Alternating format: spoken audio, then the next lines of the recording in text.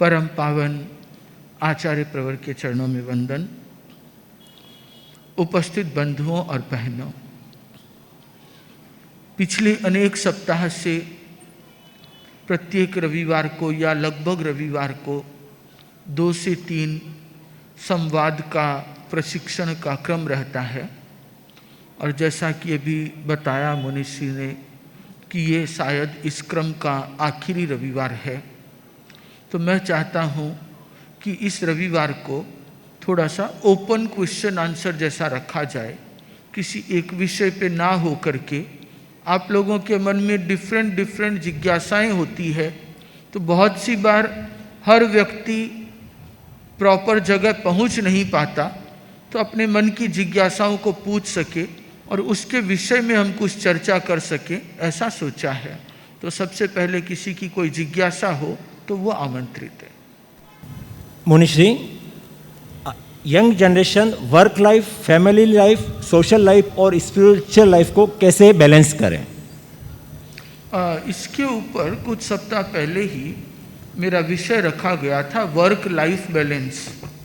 तो उसमें इन्हीं सब चीज़ों को मैंने समाविष्ट करने का प्रयास किया था। फिर भी उसको संक्षेप में वापस बता दूं कि सबसे इम्पॉर्टेंट पार्ट है वो है मैं खुद, spiritual, I am a soul. तो मैं आत्मा हूँ, मेरी आत्मा को चलाने के लिए बॉडी है, आत्मा को रहने के लिए एक जगह चाहिए, मकान चाहिए, वो है बॉडी। बॉडी चूंकि अकेली सरवाइव नहीं कर सकती तो उसको एक फैमिली चाहिए, फैमिली अकेली सरवाइव नहीं करती, उसको कम्युनिटी चाहिए, और फैमिली को चलाने के लिए बिजनेस चाहिए। सो बिजनेस यदि देखा जाए तो जो कोर है उसके बाद की चीज़ है, उसकी प्रायोरिटी नंबर 4 पे आती है या 5 पे आती है। और लोगों ने उसको थोड़ा सा गलत बना दिया कि बिजनेस की प्रायोरिटी कर दी नंबर 1, जो कोर है सोल उसकी प्रायोरिटी हो गई नंबर 5। सोल को चलाने के लिए बॉडी, जो हेल्थ कहें, बॉडी कहें, जो भी वो ठीक रहेगा तो धर्म करेंगे, उसकी प्रायोरिटी भी कम हो गई। फैमिली की प्रायोरिटी, सोसाइटी की, फ्रेंड्स की प्रायोरिटी है, पर हेल्थ की नहीं है। हेल्थ की है तो स्पिरिचुअलिटी की नहीं है, जबकि ये रिवर्स ऑर्डर है। तो पहले खुद के लिए कम से कम 1 घंटा समय निकालें। तो 1 घंटा यदि स्पिरिचुअलिटी के लिए देते हैं तो मुझे लगता है कि वो एटलीस्ट जस्टिफाई कर पाएगा इस एज ग्रुप में पर्टिकुलर। उसके बाद 1-2 घंटा अपना फैमिली के साथ बिताएं, क्योंकि फैमिली में भी 3 जनरेशन है, अबव, सेम एंड बच्चे। तो बच्चे हैं, स्पाउस हैं, पेरेंट्स हैं, उन सब के साथ आधा घंटा भी बीते तो 1-2 घंटा फैमिली का है। बिजनेस के लिए 6 से 8 घंटा मोर देन सफिशिएंट है। ज़्यादा देर ऑफिस में बैठने से या दुकान में बैठने से किसी का बिजनेस नहीं बढ़ता। यदि ऐसा ही होता है तो फिर सब लोग अपना बेड भी ऑफिस में ही डाल के रह जाते। ऐसा नहीं होता है। बिजनेस जो बढ़ता है वो बढ़ता है पुण्य से। तो पुण्य तभी होगा कि जब आपके लाइफ में धर्म होगा। बिना निर्जरा के पुण्य नहीं होता। और कोई बिजनेस के लिए निर्जरा नहीं करते, बट कर्म अच्छे होते हैं तो बाकी चीज़ें अपने आप अट्रैक्ट होती है। तो उस तरीके से वर्क लाइफ को बैलेंस करें, और बाकी जो सैटरडे संडे का समय है उसको थोड़ा सोशल लाइफ की तरफ में ध्यान दे सकते हैं। जहाँ भी धर्म संघ की सेवा की अपेक्षा हो उसके साथ जुड़ें, तो इससे सबका बैलेंस रह जाएगा। अदरवाइज एक चक्का जो बिजनेस वाला है वो तो लगा लिया ट्रैक्टर का, और बाकी जो 3 चक्के हैं वो हो गए गाड़ी के, स्कूटर के और साइकिल के। तो ऐसी गाड़ी कभी चल नहीं पाएगी। तो उसको वर्क लाइफ बैलेंस करने का एक फार्मूला ये। दूसरा बहुत सिंपल सी चीज़ है, आचार्य श्री बहुधा फरमाया करते हैं, ऑफिस को घर में मत लाओ, दुकान को घर में मत लाओ। जो दुकान की बात है, ऑफिस की बात है, उसे वहीं छोड़ के रवाना हो। घर के अंदर में यदि दुकान और ऑफिस की चिंताएं लेके आ जाएंगे, घर में बैठे हैं और रात को 8 बजे 9 बजे भी फोन के ऊपर में बिजनेस में क्या हो रहा है, क्या भाव है, ये लिया, ये बेचा, वो किया, वही डिस्कस करना है, तो घर पे ही क्यों आए? खाना ही मंगा लेते शाम का, और सुबह का आता है वैसे ही शाम का भी आ जाता। नहीं, घर में ऑफिस को लेके मत आओ, और ऑफिस में घर को लेके मत जाओ। घर में कुछ हो गई कोई बात, झगड़ा हुआ घर का और निकालेंगे ऑफिस में तो बिजनेस सफ़र करेगा। बिजनेस का कुछ प्रॉब्लम है, उसको घर पे निकालेंगे तो घर सफ़र करेगा। तो इसलिए घर और ऑफिस दोनों अलग अलग है। घर से निकलो तो घर को भूल जाओ, और ऑफिस दुकान से निकलो तो उसको भूल जाओ। तो यदि हम इतना भी कर सकें तो वर्क लाइफ बैलेंस कुछ बेटर हो सकेगा। नेक्स्ट। वंदे मुनिरुम। मोक्ष और देवलोक में क्या फर्क है? अपने तरफ किसी को स्वर्गवास हो जाता है तो हम बोलते हैं देवलोक हो गए, किसी को कहते हैं भी मोक्ष की प्राप्ति करें, तो मोक्ष और देवलोक में क्या अंतर? मोक्ष है वो जीव का समस्त कर्मों से मुक्त हो जाना मोक्ष है। उसके बाद उसका वापस जन्म नहीं होता, ना जन्म होता है ना मृत्यु होती है। जीव शुद्ध चेतना को प्राप्त कर ले, शुद्ध चैतन्य स्वरूप को, सब कर्मों से मुक्त हो जाए, वो है मोक्ष।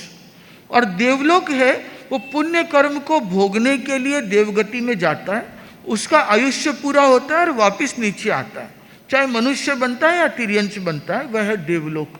तो देवलोक में तो हम लोग अनंत बार जाके आ चुके, उससे आत्मा का कल्याण नहीं होता, वो सिर्फ पुण्य कर्म को भोगने की भूमि है। और मोक्ष है वो जन्म मरण का छुटकारा है। मतलब मुझे पूछना, नियति और पुरुषार्थ को कैसे हम जस्टिफाई करें? नियति और पुरुषार्थ तो ये दोनों अपने आप में वैसे देखा जाए तो 5 समवाय हैं: काल, स्वभाव, कर्म, पुरुषार्थ, नियति। तो कुछ चीज़ें तो ऐसी होती है जो नियति ही होती है, जो सार्वभौम नियम है, उसे हम कहेंगे नियति।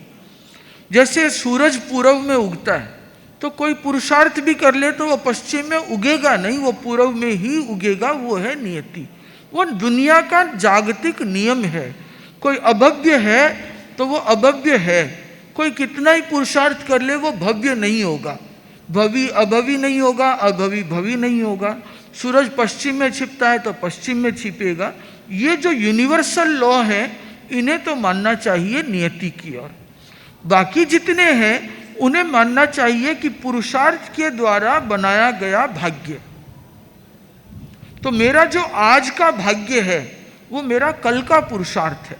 कल मैंने जो अच्छा काम बुरा काम किया था उसके अकॉर्डिंग मेरा आज का लक है। आज जैसा करूँगा उसके अकॉर्डिंग मेरा फ्यूचर बनेगा। तो बहुत से लोग चाहते हैं कि मेरा भविष्य अच्छा रहे, तो भविष्य को अच्छे रखने का सीधा फार्मूला है प्रेजेंट को अच्छा रखो। तो प्रेजेंट का पुरुषार्थ मेरी फ्यूचर की नियति बनेगी। और जो प्रेजेंट की नियति या भाग्य, जिसे हम यदि भाग्य के अर्थ में नियति को कहें तो ये मेरा पास्ट का पुरुषार्थ है। तो पुरुषार्थ का योग होता है भाग्य को बनाने में, और कर्मों को बदला जा सकता है। बहुत से लोगों को शायद ये कभी कभी कन्फ्यूज़न हो जाता है कि जैसा कर्म किया है वैसा फल भोगना पड़ेगा। ये सिद्धांत सही है कि जैसा कर्म किया वैसा फल भोगना पड़ेगा, पर इसमें एक्सेप्शंस बहुत हैं। एक रूल है कर्म सिद्धांत का कि कुछ कर्म ऐसे होते हैं जो अपना फल देते ही हैं, जिसे हम कहते हैं निकाचित कर्म। और अधिकांश कर्म ऐसे होते हैं कि जो समय आने पर अपना फल देते हैं, पर यदि हम सम्यक पुरुषार्थ करें तो उनको फल देने से पहले खत्म किया जा सकता है। जैसे शरीर में बैक्टीरियाज हैं, डॉक्टर साहब सामने बैठे हैं, तो शरीर में बैक्टीरियाज हैं, तो वो जब बैक्टीरिया ग्रो करेगी तो वो बीमारी पैदा करेगी, ये निश्चित है। पर यदि हमने उस बैक्टीरिया को पहले ही खत्म कर दिया तो वो बीमारी पैदा नहीं करेगी। तो ऐसी दवाई लेकर के या ऐसा उपवास करके तपस्या करके भी उन जर्म्स को खत्म होते हैं। वैसे ही हमारे जो दलिक कर्म है तो वो उदय में आए बिना ही प्रदेश में ही नष्ट हो जाते हैं। इसीलिए तपस्या, स्वाध्याय, ध्यान, साधना, धर्म किया जाता है, ताकि उन कर्मों को हम रिजल्ट देने से पहले खत्म कर दें। तो रिजल्ट दे ही नहीं तो ये सम्यक पुरुषार्थ उसको रोकता है। तो सम्यक पुरुषार्थ करके हम कर्मों को क्षय कर सकते हैं, नष्ट कर सकते हैं। हम अपने पुरुषार्थ के द्वारा जो कर्म बाद में उदय आने वाला है उसकी उदीर्णा कर सकते हैं, उसको प्रीपोन कर सकते हैं। तो जैसे प्रीपोन कर सकते हैं ऐसे पोस्टपोन भी कर सकते हैं कुछ समय के लिए। जैसे शरीर में बुखार आई और डॉक्टर साहब ने गोली दी, क्रोसिन पैरासीटामोल दी, ली और बुखार रुक गई। 3 घंटे बाद वापस बुखार आ गई। तो बुखार की जड़ खत्म नहीं हुई, वो जो कर्म उदय में आ रहा था वो एक बार रुक गया, दूसरा कर्म उदय में आ गया, फिर इसका समय खत्म हुआ, वो वापस आ गया। तो इसलिए कहते हैं कि जब कभी सुख दुख की स्थिति हो उसे संभाव से भुगत लो, क्योंकि उसको अपना फल तो देना ही है। अभी रोक भी लेंगे बाद में देगा, तो इससे अच्छा अभी मेरे सुविधा है तो उसको शांति से भोग लिया तो वह कर्म असर दे करके खत्म हो जाएगा। या दूसरा तरीका है कि हम इतनी धर्माराधना करें कि वो कर्म असर देने से पहले ही खत्म हो जाए, तो वो हमारा पुरुषार्थ। तो पुरुषार्थ के द्वारा अपनी नियति का निर्माण, भाग्य का निर्माण किया जा सकता है। हाँ महाराज, मेरी आत्मा भव्य है या अभव्य, वो कैसे पता चलेगा? किसी की आत्मा भव्य है अभव्य? अब किसी का तो कहना मुश्किल है, आपकी आत्मा भव्य है, क्योंकि ऐसा कहा जाता है कि अभव्य के मन में ये प्रश्न ही पैदा नहीं होता। यदि किसी के मन में ये प्रश्न पैदा हो जाए कि मैं भव्य हूं का अभव्य हूं, इसका मतलब वो निश्चित ही भव्य है। तो इसलिए ये प्रश्न है तो फिर इसे कहा जा सकता है। मध्यम वंदना में आजकल परिवार में ईगो का बहुत इम्पोर्टेंस हो गया है, चाहे छोटे बच्चे हो या बड़े हो। किसी को ये पसंद नहीं है कि वो गलत है ये सुनना, तो वो ईगो को कैसे मैनेज करे? संवत्सरी का पर्व आता है, हम एक दूसरे से क्षमा याचना तो कर लेते हैं, पर ईगो और मेमोरीज में जो इम्पैक्ट है वो कैरी फॉरवर्ड होते हैं, उनको कैसे मैनेज करें? ऐसा है कि ईगो सटल होता है, एंगर दिखता है, ईगो दिखता नहीं है। ईगो के कारण एंगर आता है। ईगो को मैनेज करने के लिए अनेक उपाय हो सकते हैं। सबसे पहला एक अच्छा उपाय है ईगो को कम करने का, खुद के ईगो का, कि अपने से सुपीरियर को देखो। जैसे किसी को ज्ञान का अहंकार है तो आचार्य को देखो, तीर्थंकरों को देखो कि उनके ज्ञान के सामने तो मेरा ज्ञान क्या है, पैर के नाखून के बराबर भी नहीं है। तो मुझे कितना पता, इतना सा, मेरे से ज़्यादा ज्ञानी तो भरे हैं। और आजकल तो छोड़ो, आपसे ज़्यादा ज्ञानी तो गूगल और चैट जीपीटी है, जिनको बहुत कुछ पता है, आपको खुद को नहीं पता। तो ईगो की जगह ज़रूरत नहीं है। किसी को लगता है कि मेरे पास बहुत पैसा हो गया तो और कुछ नहीं, इंडिया में ही बैठा है तो मुकेश अंबानी को ही देख लो, तो उसको लगेगा मेरा तो उसके सामने कुछ भी नहीं है। वॉरेन बफेट को देखो कि किसी को देख लो, अपने से ऊपर देखो।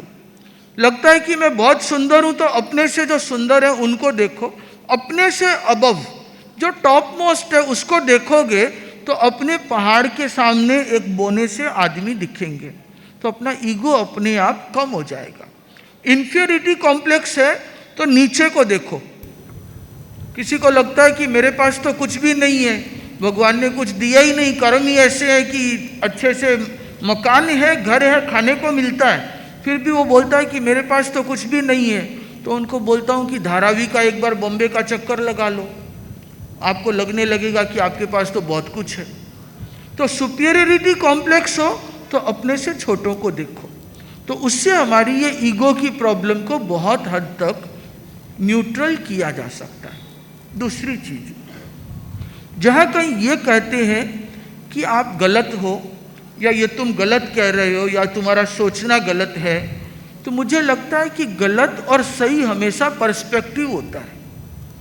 क्या गलत है या क्या सही है ये देखने वाले का नजरिया है या एक कॉन्टेक्स्ट है। उस कॉन्टेक्स्ट के अकॉर्डिंग वो सही है या गलत है। कुछ दिन पहले भी मैंने एक उदाहरण दिया था कि यदि आधा गिलास पानी से भरा हुआ है उसको आप क्या बोलोगे?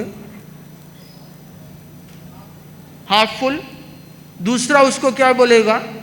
हाफ एम्प्टी, खाली है। और तीसरा बोल रहा है कि पूरा भरा हुआ है। आधा पानी से आधा हवा से, तो क्या वो तीसरा डायमेंशन सही नहीं है? और चौथा बोल रहा है कि इसके आधे में तो पानी नहीं, आधे में हवा नहीं है, इसमें तो है ही नहीं, ये तो खाली है, वो चौथा डायमेंशन है।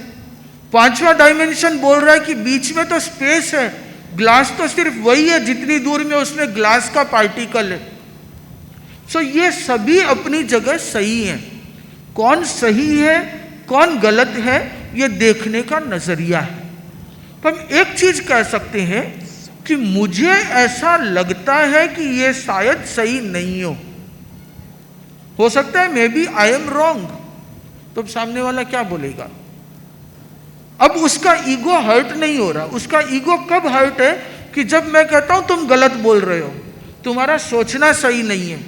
और बहुत से लोग जो आते हैं कि महाराज मुझे गुस्सा नहीं आता, पर कोई गलत बात बोलता है तो मुझे गुस्सा आ जाता है। आप लोगों के साथ भी ऐसा होता होगा ना, कोई गलत बोलता है तो गुस्सा आता है, राइट? ये गलत का डिसीजन देने वाला कौन है? वकील भी आप, लॉजिक भी आप ही दे रहे हो कि ये गलत है, और जज भी आप ही हो, डिसाइड भी आप ही कर रहे हो गलत है, और उसके बाद पनिशमेंट देने वाले भी आप ही हो, गुस्सा करने वाले कि वो गलत कर रहा था। तो ये तो जस्टिस कैसे हुआ? या तो ये होता कि दूसरा कोई समझाता ये गलत है कि सही है, या दूसरों को समझते।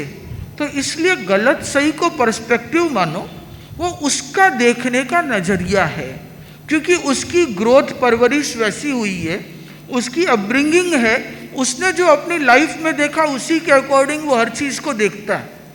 तो उसका सोचने का देखने का तरीका वही रहेगा, वो उसका पर्सपेक्टिव है।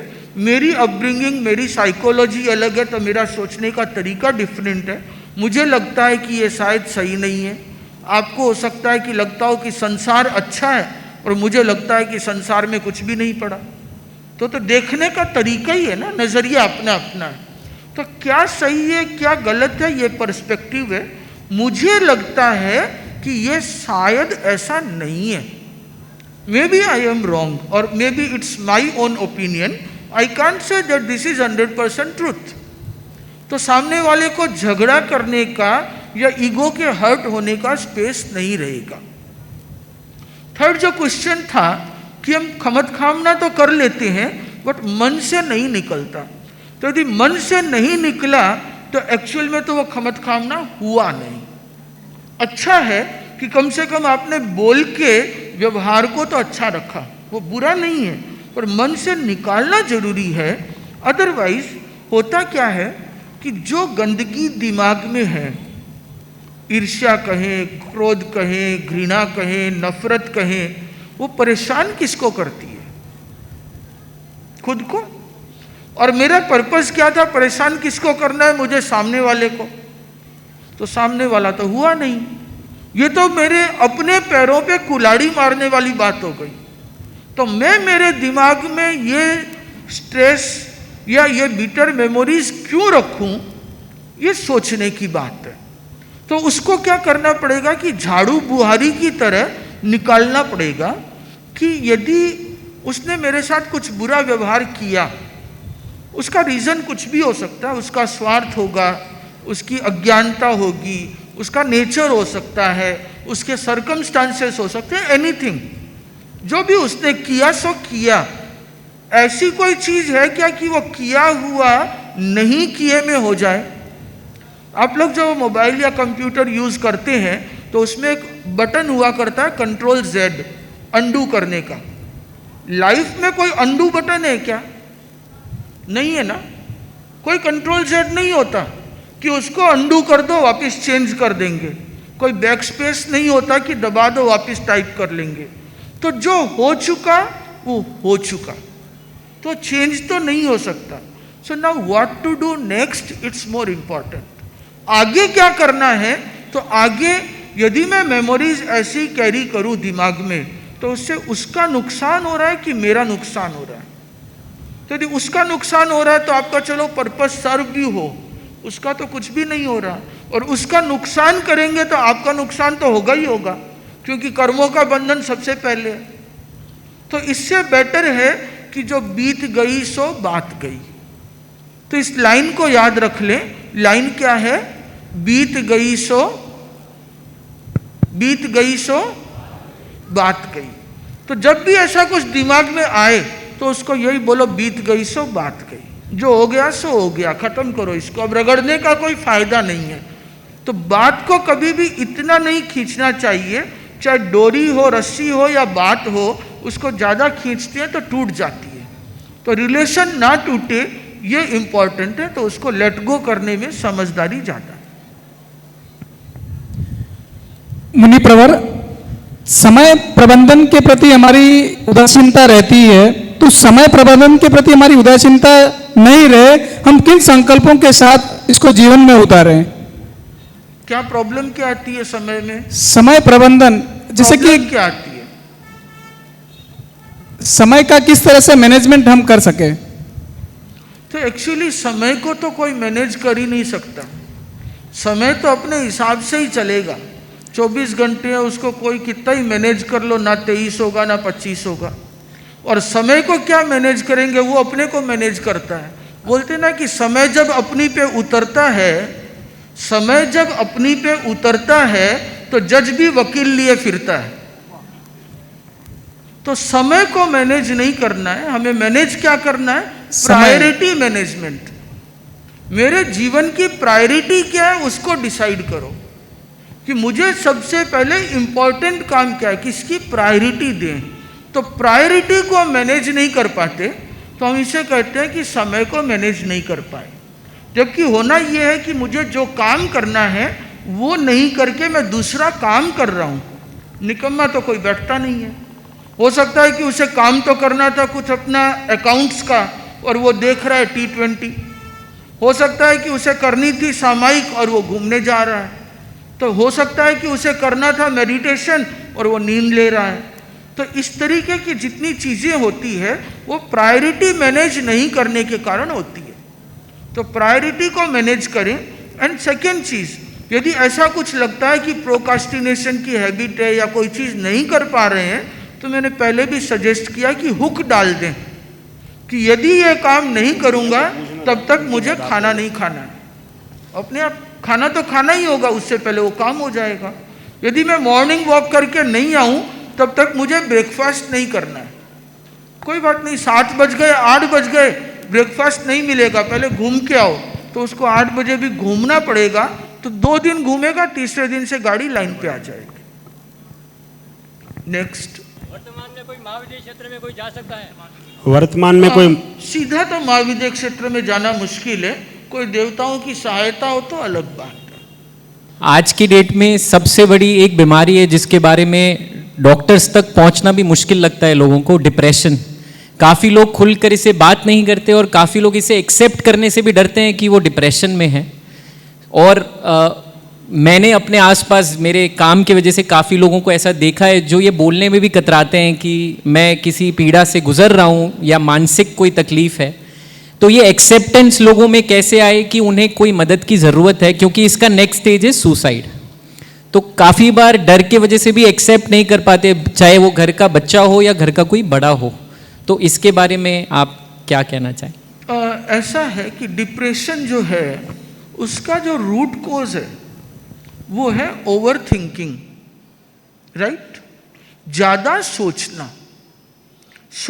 जब खुद ही हम उसका एंगल बना करके सारे लॉजिक्स को उसी ओर ले आते हैं और सेम ही पॉइंट को बार बार रिपीटेटिवली सोचते हैं कि ऐसा हो जाएगा, ऐसा हो जाएगा। और सोचते भी क्या है?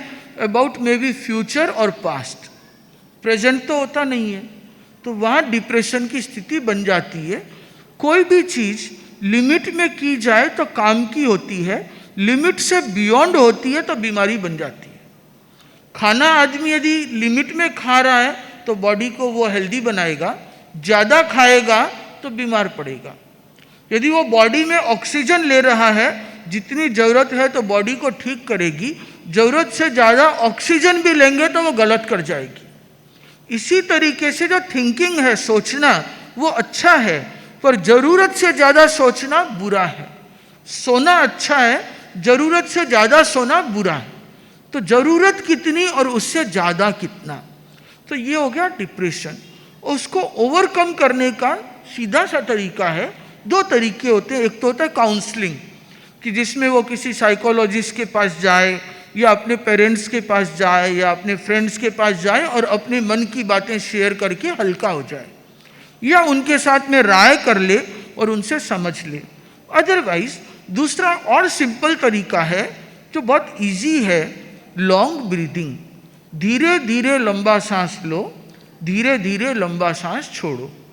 तो आदमी जब लॉन्ग ब्रीदिंग करता है और उसका कंसंट्रेशन एंड फोकस सिर्फ ब्रेथ के ऊपर हो जाए, सिर्फ सांस को देखना है, सांस आ रहा है, सांस जा रहा है, सिर्फ उसको ही देखते रहो 10 मिनट, तो अपने आप ही जो ओवर थिंकिंग की प्रॉब्लम है वो सॉल्व हो जाएगी।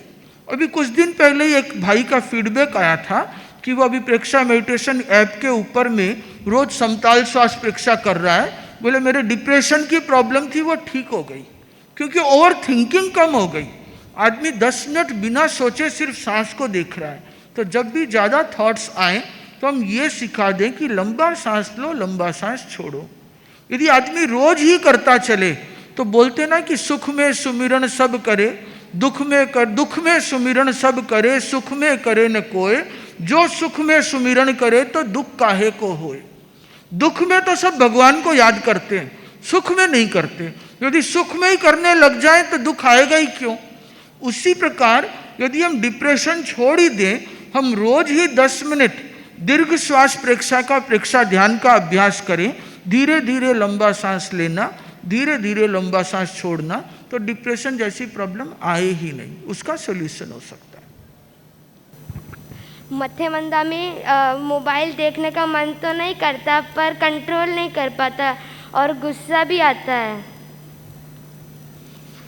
मोबाइल एक ऐसी चीज है जो आदमी को अट्रैक्ट करने के लिए बनाई गई है और बहुत साइकोलॉजिकल तरीके से सारे प्रोग्राम्स और सॉफ्टवेयर बनाए हैं। जो रील्स देखेंगे वैसे ही रील्स दिखेंगे, जो यूट्यूब पे वीडियोस देखेंगे वैसे ही वीडियो दिखेंगे। तो आदमी के भीतर की वो इच्छाएं बढ़ जाती है और इच्छा जब फुलफिल होती है तो उसको एक तरीके से उसका डोपामाइन रिलीज होता है कि यस मुझे मिला जो मुझे चाहिए था। तो ये एक विशियस साइकिल में फंस जाता है। तो उसको कुछ नहीं करने की ज़रूरत है, एकदम छोड़ने की बजाय उसको लिमिट कर लें। जैसा कि आचार्य पर फरमाते हैं कि एक लिमिट तो ये कि ड्राइविंग करते समय में मोबाइल यूज़ नहीं करेंगे। दूसरा कि जिस समय में भोजन करेंगे, खाना खाएंगे, उस समय हम मोबाइल का उपयोग नहीं करेंगे। बहुत से घरों के नियम है, जहाँ तक मुझे ध्यान है संभवतः सुदर्शन जी पारक के घर का भी नियम है कि उनके घर में यदि कोई भी खाना खाने बैठे तो मोबाइल बेडरूम में रख के आओ। डाइनिंग टेबल पे किसी के हाथ में मोबाइल नहीं रह सकता। खाना खाना है, शांति से खाना खाओ। इसी प्रकार तीसरा गुरुदेव फरमाते हैं कि रात को 12 बजे से सुबह 6 बजे तक, इस समय में मोबाइल का कॉल आ जाए उसके सिवाय उपयोग नहीं करना। तो इतना भी यदि हम कंट्रोल कर लें तो काफ़ी चीज़ें कंट्रोल हो जाएगी। बहुत से लोगों को रात को नींद नहीं आती, सो जाते हैं, आधी घंटे ही नींद नहीं आती, बोर होते हैं तो क्या करते हैं, वापस फ़ोन निकाल के स्क्रॉल शुरू कर लेते हैं। तो जो नींद आ रही होती है वो भी बंद हो जाती है क्योंकि और इन्फॉर्मेशन दिमाग को जा रही है। तो दिमाग शांत कैसे होगा, रिलैक्स कैसे होगा। और ब्लू लाइट्स जा रही है तो और नींद नहीं आती, फिर वो 1 घंटे तक स्क्रॉल करते करते जब आंखें ही थक जाती है तो सो जाते हैं। तो उसको कंट्रोल करना चाहिए। 12 से 6 नो मोबाइल। और बच्चों के लिए अपना टाइम फिक्स कर लेना चाहिए कि इस समय खेलने का टाइम है तो मोबाइल मिलेगा, इस समय पढ़ने का टाइम है तो मिलेगा, बाकी नहीं। तो अपने आप उनको कुछ हद तक धीरे धीरे ग्रेजुअली कम किया जा सकता है। बताना अवधि भवि अभवि में क्या फर्क है अवधि? भवि अभवि, भवि के मन में ही ये जिज्ञासा होती है कि मैं भवि हूं कि नहीं हूं। अभवि के मन में ये प्रश्न ही पैदा नहीं होता। फर्क क्या है? भवि होता है उसमें मोक्ष जाने की अर्हता होती है, अभवि में मोक्ष जाने की अर्हता ही नहीं होती। वंदे मुनिवरम। हम सामायिक करते हैं तो सामायिक पूरी होने पे हम बोलते हैं इससे लगे मेरे पाप निष्फल हो। तो मतलब क्या ये हम पाप करके फिर बोल रहे हैं कि निष्फल हो, तो ऐसा मतलब? हाँ, उसकी मैं आलोचना कर रहा हूँ कि मैंने जो किया वो गलत है और मैं ऐसी कामना करता हूँ, आशा करता हूँ कि मेरे वो पाप मिथ्या हो जाएं। तो यदि छोटे मोटे हल्के फुल्के हैं तो वो पाप तो इस प्रायश्चित के साथ, पश्चाताप के साथ ही निकल जाते हैं। और यदि वो ज़्यादा इंटेंसिटी वाले होते हैं तो फिर वो अपना फल देते हैं। उनको तपस्या के द्वारा, स्वाध्याय के द्वारा, निर्जरा के द्वारा हटाया जा सकता है। और उससे भी ज़्यादा डीप बंधे हो, निकाचित ही हो गए तो वो अपना रिजल्ट देंगे। तो इसी क्योंकि प्रकार पश्चाताप से भी, प्रायश्चित से भी कर्म कटते हैं। तो इसी प्रकार और भी कोई कर्म कर रहे हैं, कुछ हो गया तो मैं बोल दूं कि भाई लगे मेरे पाप निष्फल हो, तो हाँ, तो हो सकता वही है। यदि अनइंटेंशनली किया हुआ है और हल्का फुल्का है तो वो उससे निकल सकता है। मन बहुत चंचल है, तो एक साथ बहुत सारे चीज़ें करने का मन होता है कि ये भी करूँ, वो भी करूँ, तो उससे क्या हर जगह हर टाइम लेट हो जाता है। तो टाइम का मैनेजमेंट कैसे करें? 1 by 1। हाँ, क्योंकि बहुत सारा एक साथ करेंगे तो बहुत सारे काम हो नहीं पाएंगे। सब काम को टाइम तो उतना ही लगता है। कंसंट्रेशन हो तो सेम काम को करने में टाइम कम लगता है। तो टाइम कम लगेगा तो मल्टीटास्क ज़्यादा अलग अलग वे में हो सकेंगे। मथेन वंदामी, मेरा एक क्वेश्चन है कि जैसे द्रव्य क्षेत्र काल भाव के हिसाब से हमारे धर्म संघ में बहुत सारे परिवर्तन हुए हैं, वैसे आज कुछ भी प्रोग्राम होता है उसमें लकड़ी का बहुत यूज़ होता है, फर्नीचर हो, टेबल हो, कुर्सी हो। तो क्या जैन धर्म को पर्यावरण को प्रमोट नहीं करना चाहिए कि पेड़ लगाना है? उसमें बताते हैं कि पर्यावरण संतुलन होना चाहिए, मैं भूमिका निभाऊंगा, लेकिन क्या पेड़ लगाने का प्रमोट नहीं करना चाहिए? क्योंकि हमारे धर्म संघ में भी बहुत ज़्यादा लकड़ी यूज़ होती है, बढ़िया। हम खुद भी फर्नीचर A1 चाहते हैं, लेकिन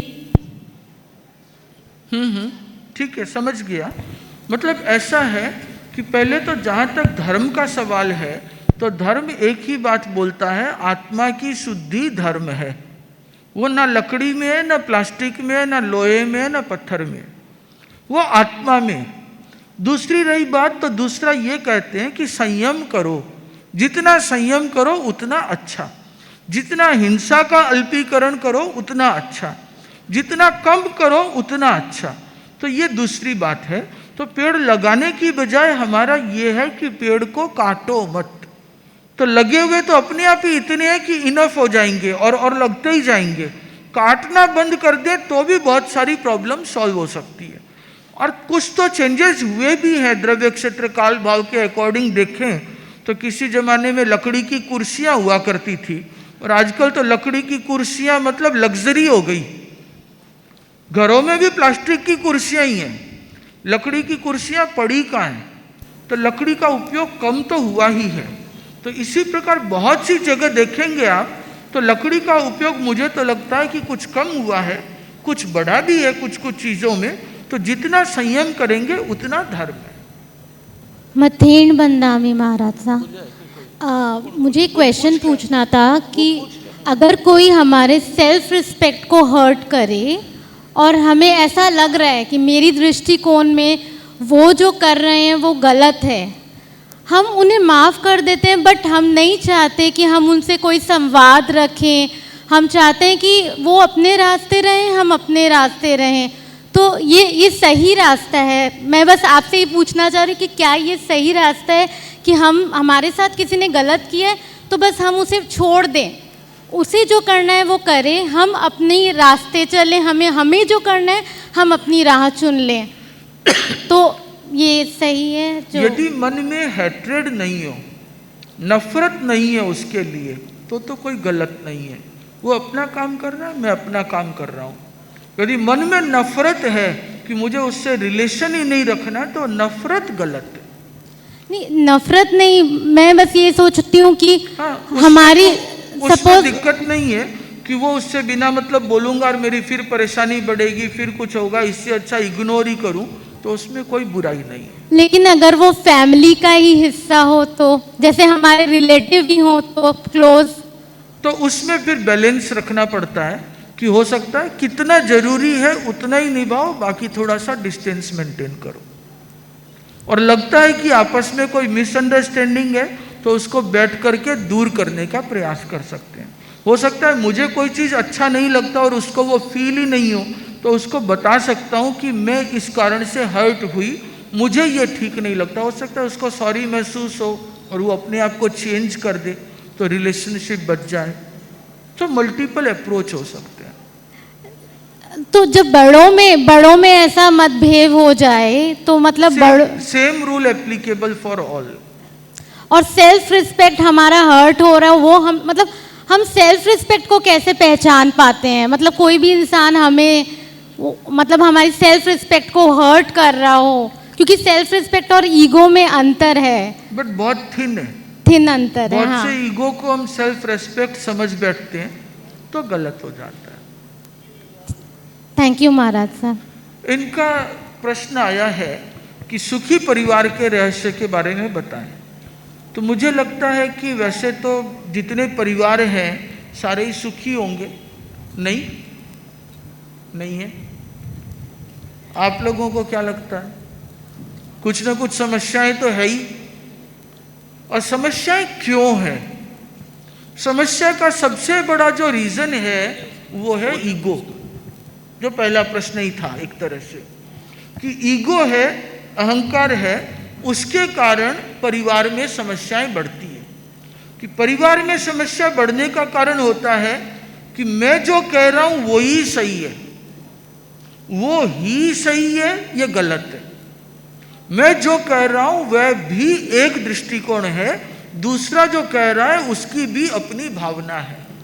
परिवार में 4 मेंबर हैं तो चारों की अपनी अपनी एंटिटी है और चारों की अपनी अहमियत है। किसी की कम, किसी की ज़्यादा हो सकती है। वो चारों का मन रखना परिवार है। हिल मिल कर के बड़े प्रेम से रहना ही परिवार है। हिल मिल कर के बड़े प्रेम से रहना ही परिवार है। एक दूसरे की बातों को सहना ही परिवार है। तो सुखी परिवार वह होगा जहाँ पे सब आपस में प्रेम से रहें।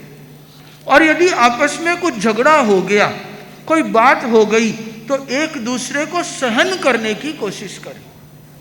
कभी मेरे से गलती होगी तो ये सहन करेंगे, कभी इनसे गलती हुई तो मैं सहन करूँगा। ऐसा तो हो नहीं सकता कि 2 जन साथ में रहेंगे और कोई भूल ही नहीं हो। भूल स्वाभाविक है, पर भूल को रियलाइज करना और दूसरे वाले को मन बड़ा रख के उसे माफ करना, तो परिवार टिका रहता है। सुखी परिवार का सूत्र है कि जहाँ पे बड़ों का रेस्पेक्ट हो, जहाँ पे छोटों का प्यार हो। छोटों को यदि प्यार मिलता रहेगा तो बड़ों का रेस्पेक्ट करते रहेंगे। बड़ों का यदि रेस्पेक्ट करते रहेंगे तो उनका प्यार छोटों को मिलता रहेगा। आप लोग तो फिर भी परिवार में जो लोग हैं उन लोग का तो बहुत से का तो ब्लड रिलेशन है, फैमिली है, बॉन्डिंग है, आपकी खुद की पत्नी है, बेटे हैं, बेटी है, बहू है, कुछ ना कुछ नाता है।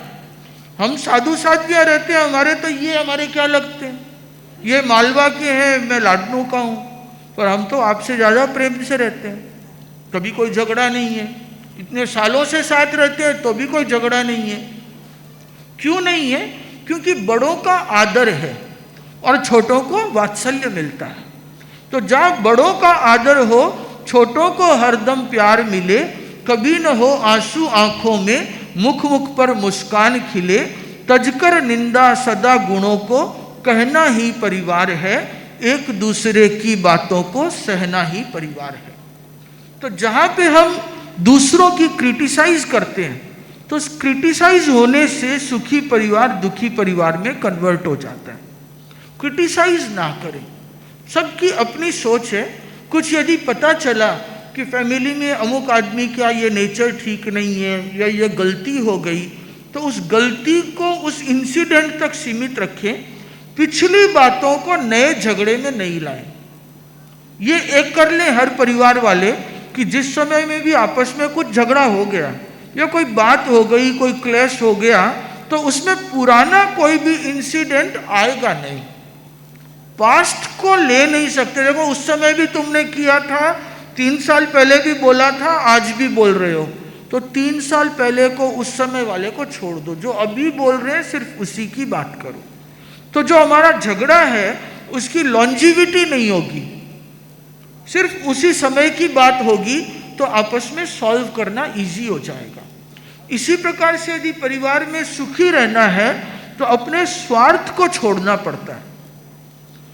परिवार या प्रेम गणित नहीं है कि उसने 2 बार किया तो मैं भी 2 बार करूंगी, उसने 1 बार बुरा बोला तो मैं भी 1 बार बुरा बोल सकती हूँ, उसने मुझे 6 बार काम किया मैंने 6 बार कर दिया, अब जब तक वो नहीं करे तब तक नहीं करूंगा, ऐसा नहीं है।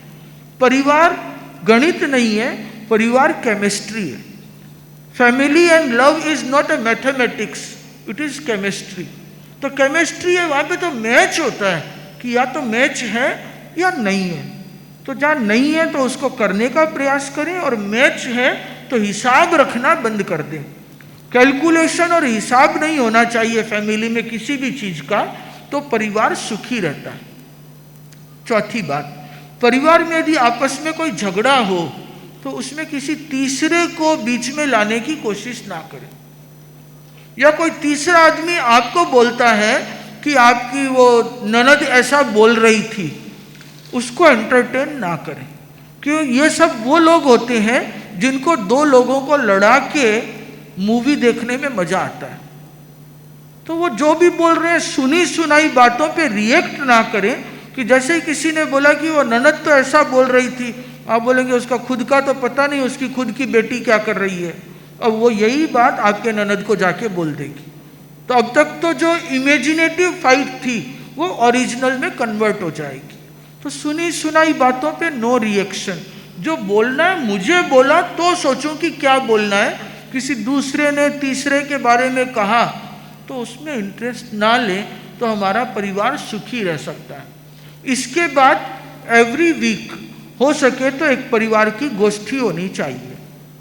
सबसे अच्छा तो ये कि रोज शाम को गुरुदेव तुलसी फरमाते थे कि अरत वंदना साथ में करो, या खाना साथ में खाए, तो बैठे उस समय में कुछ भी बात हुई तो वो उस समय में कि उस समय क्लियर हो सकती है, नहीं तो एवरी वीक तो उसको क्लियर कर ही लिया जाए। हम सब संतों में पक्षी आती है, सब एक दूसरे से खमत खामना कर लेते हैं, साथ रहते हैं, हो सकता है कोई बात हो भी गई हो, सो इन एवरी 15 डेज सारा चैप्टर क्लोज है, कैरी फॉरवर्ड नहीं है। तो उसी को यदि फैमिली रिचुअल्स में भी डाल दें तो बढ़ जाएगा। एक और चीज जो कर सकते हैं सुखी परिवार के लिए, एक बोर्ड टांग दें, नो कंपेरिजन। किसी के साथ भी तुलना ना करें। कभी कभी माँ अपने बेटे की तुलना करती है, बोलते देखो वो उसका बेटा तो पढ़ाई में 98% लेके आया, तेरे 80 आए हैं, और उस पर प्रेशर है बच्चे पे कि उसका बेटा ऐसा कर रहा है तू नहीं कर रहा है। ये कंपैरिजन है। हर आदमी अपने आप में इंडिविजुअल है, उसका कंपैरिजन क्या है? उसके बेटे की जॉब लग गई, वो अमेरिका चला गया, तू क्या कर रहा है, यहीं बैठा है अभी तक। No comparison. जहां पे भी कंपैरिजन होगा वहां प्रॉब्लम होगी। ये हम कंपैरिजन ये करते हैं कि उसके घर में तो ये गाड़ी है, अपने घर में नहीं है, उसके घर में ये है, हमारे घर में नहीं है। No comparison. भाई भाई में कंपैरिजन है कि मम्मी छोटे का ज़्यादा लाड रखती है, बड़े का कम रखती है, और ये तो फैक्ट भी है, छोटे का लाड हमेशा ही थोड़ा ज़्यादा होता है। बट ये कंपैरिजन की ज़रूरत नहीं है, क्योंकि लाड प्यार तो दोनों पे ही है। हो सकता है वो छोटा है तो उसको बड़े को 10 साल तक मिला, छोटे को 8 साल में उतना मिल रहा है, तो फर्क हो सकता है, बट नो कंपैरिजन। 2 भाई हैं, 2 बेटे हैं, उनके बीच में कंपेयर ना करें कि ये तो बहुत होशियार है महाराज, इसको गुस्सा आता है। No comparison. तो यदि हम नो कंपैरिजन का फार्मूला फैमिली में लगा दें, बोर्ड लगा दें, नो कंपैरिजन, नो कंप्लेन। दूसरा नो कंप्लेन। कोई कंप्लेन ना करें, जो है इट्स ओके। कंप्लेन नहीं करेंगे तो फिर परिवार में अपने आप सुख रह जाएगा। जहाँ कंपैरिजन है तो दुख है, जहाँ कंप्लेन ही कंप्लेन है तो वहाँ पे दुख है। अभी कंप्लेन करना है तो हर चीज से कंप्लेन हो सकती है। बोले हवा इतनी चल रही है फिर भी ये पंखा चला रखा है, तो कंप्लेन कर लो आप, जगह तो है ही कंप्लेन करने की। कंप्लेन करना है तो बोल देंगे यार अभी तो ठंड का टाइम हो गया और बादलवाई हो गई, नेचर भी क्या है, उससे भी कंप्लेन है।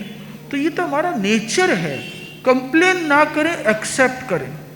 तो नो कंपैरिजन, नो कंप्लेन, तो फिर हमारा कन्फ्यूजन भी दूर हो जाएगा। तो परिवार में कन्फ्यूजन नहीं होगा तो परिवार सुखी परिवार बन सकेगा। ऐसे और भी बहुत सूत्र हो सकते हैं। आचार्य श्री महाप्रज्ञा जी की एक पुस्तक है, परिवार के साथ कैसे रहें, हैप्पी एंड हार्मोनियस फैमिली। उसको पढ़ेंगे तो आपको और भी बहुत सारी चीज़ों का ज्ञान हो सकेगा। Last question. हाँ मथेन, मेरा क्वेश्चन है कि हम शिव मंदिर जी आदि तीर्थंकरों को वंदना करते हैं, तो उसमें ये बताया जाता है उत्तर पूर्व दिशा की ओर अपना चेहरा करके करें। तो बाद में मैंने एक मुनिश्री जी से सुना कि चारों दिशाओं में करना चाहिए और साथ में नवकार मंत्र और लोगस का भी पाठ करना चाहिए। तो विधि सही क्या है और उससे ज़्यादा मतलब क्या फ़ायदा ज़्यादा होता है? और इसके साथ ही जो आचार्य प्रवर को वंदना करते हैं और सर्व साधु साधियों को वंदना करते हैं, वो कौन सी दिशा में और किस समय करनी चाहिए? तो मेरा तो ऐसा मानना है कि सबसे अच्छा है हम किसी भी दिशा में करें, सबसे पहली चीज है कि भावना से करें। मन में कितने श्रद्धा के भाव हैं वो सबसे ज़्यादा इम्पोर्टेंट है।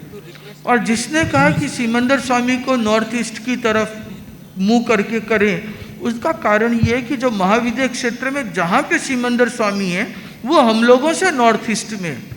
तो इसलिए किसी ने कह दिया कि उधर मुंह करके करें, बट मुझे ऐसा नहीं लगता कि यदि आप साउथ वेस्ट में मुंह करके करेंगे और उनको पता नहीं चलता हो, ऐसा नहीं है, तो भी वो वंदना उन्हीं को होगी और उनको ज्ञान हो जाएगा कि ये मुझे वंदना कर रहा है।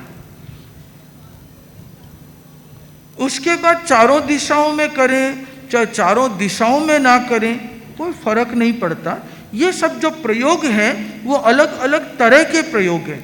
कोई प्रयोग होता है जो कवच का काम करता है, तो कवच का जब हम निर्माण करते हैं तो हमने ईस्ट में भी किया, वेस्ट में भी किया, साउथ में किया, नॉर्थ में किया, तो चारों दिशाएं मेरे प्रतिकूल नहीं होती, अनुकूल हो जाती है। तो वो उसका फार्मूला है। तो अलग अलग पर्पस से अलग अलग रिचुअल्स बनाए हैं, बट सभी रिचुअल के पीछे जो मूल है वो है कि हमारे भीतर की श्रद्धा कितनी है, वो सबसे इम्पॉर्टेंट है। ऐसे ही गुरुदेव को जो वंदना करते हैं तो वो भी हम यही करते हैं, गुरुदेव किस दिशा में है उस डायरेक्शन में वंदना करते हैं, बट उसमें भी मूल है कि हमारे भीतर में श्रद्धा कितनी है। मतेन बंदामी, हम लोग ड्राइव करते हैं, 4 व्हीलर 2 व्हीलर ड्राइव करते हैं, तो अनजाने में तो शायद कितने ही जीवों की हत्या होती होगी, पर कई बार होता है कि हम लोग ब्रेक नहीं मार पाते हैं और जीव शायद गाड़ी के नीचे आ जाते हैं और फिर हम लोग देख भी नहीं पाते हैं कि क्या होता होगा उनके साथ में।